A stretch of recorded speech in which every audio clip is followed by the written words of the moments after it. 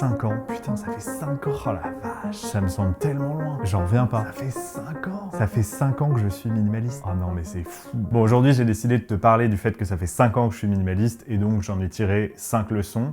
Évidemment, ça n'a pas été facile. Des leçons, j'en ai tiré beaucoup en 5 ans, mais j'ai décidé de te faire un top 5.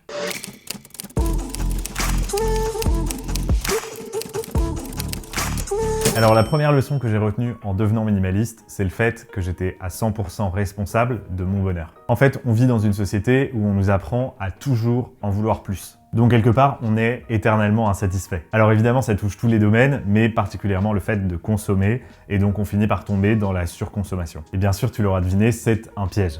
Et en fait, le minimalisme m'a appris un truc vraiment important, et j'en ai d'ailleurs même fait l'expérience par moi-même, c'est le fait que si on n'arrive pas à être heureux aujourd'hui, avec tout ce qu'on a, on ne réussira pas mieux à le devenir demain avec encore plus. Parce que le fait d'être capable de se satisfaire de ce qu'on a actuellement, c'est un état d'esprit, c'est une façon de voir la vie, c'est pas quelque chose qui finit par être assouvi. Tout simplement parce que tu auras toujours envie d'avoir plus de choses, plus de nouvelles choses, etc. Et quelque part, plus tôt tu arrives à sortir de ce piège, plus ce sera facile parce que tu n'auras pas construit tout ton... Oui, bonjour. Ok, vous le mettez dans la boîte aux lettres, pas de problème. Merci, au revoir. Les aléas du direct. Plus tôt tu arrives à sortir de ce piège, plus ce sera facile parce que tu n'auras pas encore eu le temps de te construire une identité autour de ça. Le fait de consommer, le fait d'avoir tout le temps des trucs nouveaux, le fait d'avoir tout le temps des trucs mieux que les autres, eh ben c'est une manière de construire son identité et c'est ça le plus gros piège, c'est qu'on pense que si jamais on arrête, on n'existera plus. Et Sartre, un de mes auteurs préférés, disait « Être libre, ce n'est pas pouvoir faire ce que l'on veut, c'est vouloir faire ce que l'on peut ». Et je trouve que cette citation est super bien complétée par une autre citation de Saint-Augustin. Évidemment, il l'a dit avant, hein, bon, tu connais. Mais en gros, il disait « Le bonheur, c'est de continuer à désirer ce que l'on possède ». Et pour moi, c'est exactement ça, c'est le mélange de ces deux citations. C'est-à-dire que d'être libre et d'être heureux, c'est en fait d'être Oui, bonjour. Non. Comment vous dites? C'est censé être mon nom? C'est pas mon nom de famille en tout cas. Au revoir. C'est un festival. Et je trouve que ces deux citations vont bien ensemble parce qu'en fait, être libre et être heureux, c'est finalement se satisfaire de ce qu'on a déjà et en tout cas de continuer à désirer quelque chose qu'on a et non pas à toujours vouloir la chose d'après parce que dans ce cas-là, comme je le disais avant, c'est la course sans fin et c'est finalement la certitude d'être toujours malheureux et insatisfait. Et si on va un peu plus loin, je trouve que la leçon à tirer du minimalisme là-dedans, c'est le fait que être heureux, ça se décide. Parce que quelque part, si on a décidé aujourd'hui qu'il nous faudrait toujours autre chose, toujours quelque chose de plus, toujours quelque chose de différent pour être heureux, et ben en fait, on a juste prédéterminé le fait qu'on ne sera jamais heureux.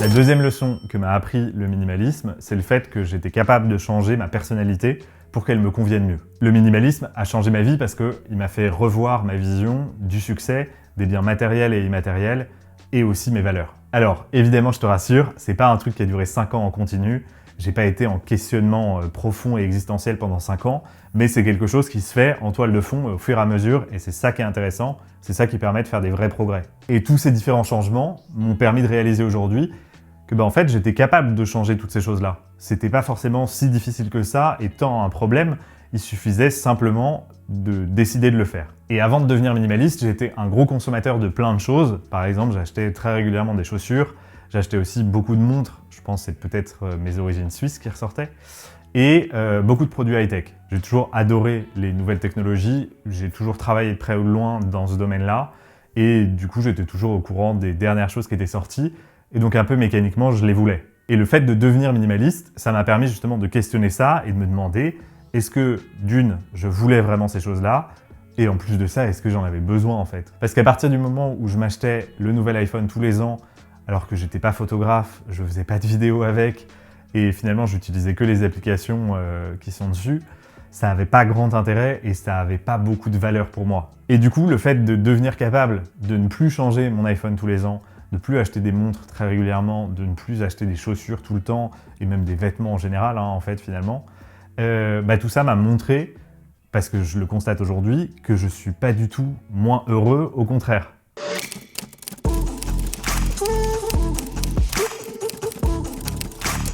On passe maintenant à la question du matériel et de l'immatériel. En fait, en devenant minimaliste, j'ai réalisé, j'ai pris conscience, et je pense que je l'avais déjà un peu au fond de moi, mais c'était pas forcément révélé au grand jour, que l'immatériel est infiniment plus enrichissant que le matériel. Et pour t'expliquer pourquoi est-ce que je pense ça, je vais te prendre un exemple assez simple qui résume un peu l'absurdité de la surconsommation. Donc si acheter quelque chose rendait véritablement heureux, logiquement, on ne devrait acheter les choses qu'une seule fois et c'est tout. Alors oui, au maximum, on devrait les racheter à chaque fois qu'il faut les remplacer, mais c'est tout à nouveau. Donc finalement, si on a besoin en permanence de faire les magasins, d'acheter des nouvelles choses, etc., eh ben c'est tout simplement parce que la publicité nous y incite systématiquement, et aussi parce que ça marche pas. Surconsommer et consommer en général ne rend pas heureux. Et dans le meilleur des cas, et c'est probablement pour ça que certaines personnes surconsomment énormément, ça ne fait que nous détourner temporairement d'un problème, mais ça nous rapproche absolument pas de la solution. Parce qu'à nouveau, si ça nous rapprochait de la solution et que finalement on finissait par l'atteindre, bah on arrêterait de consommer. Et en fait, à partir du moment où j'ai eu ce déclic dans ma tête et que j'ai compris que consommer n'allait pas pouvoir me rendre heureux, bah ça a changé beaucoup de choses. Et un truc tout bête, mais ça m'a permis de désencombrer beaucoup plus facilement. Alors je dis pas que c'est devenu facile, parce que parfois il y a des choses qu'on n'a pas envie de jeter parce qu'on en a un souvenir bien ancré et particulier, mais je pense que ça m'a aussi permis de réaliser qu'en fait le souvenir, il n'est pas dans l'objet, il est dans ma tête. Donc finalement, même si on a peur de jeter un objet parce qu'on pense que notre souvenir est dedans, bah une solution potentielle, c'est juste d'en prendre une photo, comme ça on garde cette image-là, et on n'a pas besoin de conserver l'objet pour autant. Et en plus de réaliser toutes ces choses-là en étant devenu minimaliste, j'ai aussi pris conscience que moi, ce que je préférais le plus, c'était justement l'immatériel, les idées, les souvenirs, les relations avec les gens, etc. Et ensuite pouvoir le partager avec vous. Du coup, j'en profite pour vous remercier infiniment.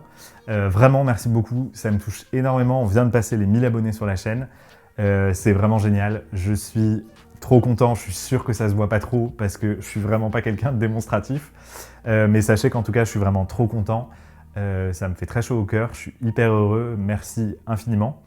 Et puis en route vers les 10 000. Donc je reviens un peu à ce que je disais, le matériel c'est toujours quelque chose d'éphémère alors que l'immatériel est éternel. Et finalement le minimalisme, ça m'a vraiment permis de comprendre tout ça et d'être beaucoup moins attaché aux objets que ce que j'ai pu être dans le passé. Et ce qui est amusant par rapport à ça, c'est que parfois on croit que parce qu'on possède des objets, ça nous apporte plus de liberté, mais en fait c'est tout l'inverse. Plus on possède d'objets, plus on est dépendant d'eux, et donc moins on est libre.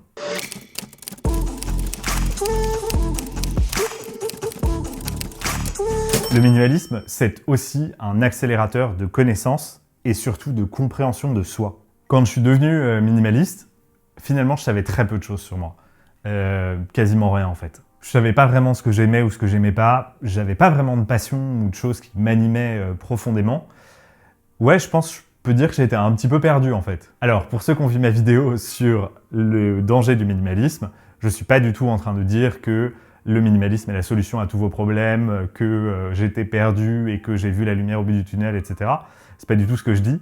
Ce que je veux dire, c'est que le mécanisme, le cheminement pour devenir minimaliste est un chemin extrêmement utile pour apprendre à mieux se connaître et à mieux se découvrir. Moi, par exemple, ça m'a permis de réaliser que, en permanence, j'essayais de satisfaire les autres à mes dépens, finalement. Et n'importe qui a déjà essayé de faire ça s'est vite rendu compte que c'était pas un jeu où, en fait, on peut gagner. Et finalement, une des choses que ça m'a permis de réaliser très fortement, c'est que si je ne réussissais pas à faire mes propres choix, eh ben, ce seraient les autres qui choisiraient pour moi. Donc devenir minimaliste, faire la démarche, c'est aussi un moyen de se remettre au centre de son propre projet de vie. Du coup, on est obligé d'apprendre à mieux se connaître, d'apprendre à mieux savoir ce qui nous est essentiel et ce qui nous semble superflu. Même si ce n'est que temporaire, c'est aussi ça la beauté du minimalisme, c'est qu'on peut le faire évoluer avec le temps, avec ses obligations, son entourage et sa situation de vie.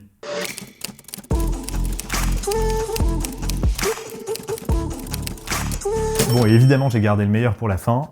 La dernière leçon que m'a appris le minimalisme, c'est tout simplement de réapprendre à être heureux simplement. Et évidemment, je ne vais pas vous faire la liste de toutes les choses qui désormais me rendent heureux, mais j'ai décidé de vous en parler de 3 en particulier qui me semblent les plus importantes. La première chose, c'est le fait de ralentir, parce que je sais, j'ai été le premier à le faire, et ça m'arrive encore aujourd'hui parfois. On vit à 100 à l'heure, et on veut tout le temps tout faire, avec tout le monde, sans arrêt, et passer d'une activité à une autre sans pause, sans rien, que tout s'enchaîne et finalement être pris en fait dans un espèce de tourbillon d'activité et d'attention. Et alors encore une fois, moi je suis plutôt partisan pour dire qu'il y a certaines erreurs qu'il faut faire soi-même pour réaliser que c'était pas quelque chose qui nous convenait. Typiquement c'est le cas pour ça, je l'ai fait pendant plusieurs années, mais du coup maintenant avec l'expérience, je me suis rendu compte que c'était pas forcément des années très constructives parce qu'on ne construit rien, on ne fait que être dans un flux continu d'activités. Ce que le fait de ralentir permet aussi de faire, c'est redécouvrir l'ennui, parce que je suis convaincu que l'ennui est quelque chose de crucial, parce que c'est parce qu'on s'ennuie parfois qu'on s'amuse d'autant plus le reste du temps. Si jamais vous vous mettiez à sauter en parachute tous les jours pendant un an, les 5 premiers jours ce serait génial, et ensuite au fur et à mesure je pense que vous vous lasseriez assez vite. Et si vous regardez les champions de sport extrême, en général ils sont un peu dans une course au toujours plus, et ils cherchent toujours un nouveau sport encore plus dangereux, etc. Parce qu'en fait, ils sont drogués à l'adrénaline. Donc si vous voulez pouvoir continuer de profiter d'activités relativement simples, il faut aussi que ça passe par des moments d'ennui et de sous-activité et de sous-sollicitation. Pendant très longtemps, j'ai cru que pour que quelque chose soit appréciable, il fallait absolument que ce soit parfait. Et alors, peut-être que si tu me suis depuis un petit moment sur la chaîne, tu dois te dire « Tom, t'es gentil, mais on sait tous que t'es perfectionniste. » Donc finalement, c'est pas très surprenant. Alors déjà, la première chose, c'est que je ne te permets pas. Non, blague à part, je sais que je suis très perfectionniste, mais honnêtement, déjà le minimalisme m'a beaucoup aidé sur le sujet.